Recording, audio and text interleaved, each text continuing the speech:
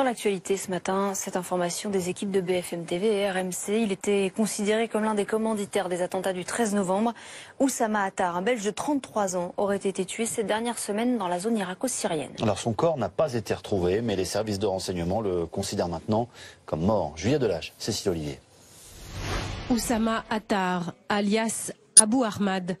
C'est grâce à ce nom de djihad que les enquêteurs sur les attentats de Paris découvrent son rôle central dans les attaques du 13 novembre et du 22 mars 2016 à Bruxelles. En décembre 2015, les services de police interpellent deux hommes qui reviennent de Syrie et qui disent qu'un certain Abou Ahmad les a commandités pour participer à des attentats et qu'ils devaient rejoindre eux-mêmes deux autres terroristes, les terroristes du Stade de France. C'est la première fois qu'on en entend parler et ce nom revient ensuite après les attentats belges. Dans un ordinateur abandonné dans une poubelle, les enquêteurs découvrent des conversations particulièrement instructives. Conversation, on voit clairement que les terroristes s'en référaient à lui pour passer à l'action. Il l'appelait l'émir, il lui disait de toute manière c'est toi qui décides, il lui demandait des conseils sur comment fabriquer les explosifs. Il a un rôle d'artificier présumé, mais au-delà de ça, vraiment de commanditaire. Né à Laken, en Belgique, Oussama Attar est considéré comme un vétéran du djihad.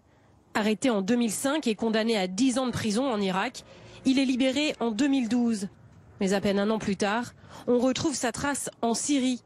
Il aurait vécu dans la région de Raqqa avant que des services de renseignement français mais aussi étrangers ne concluent à sa mort.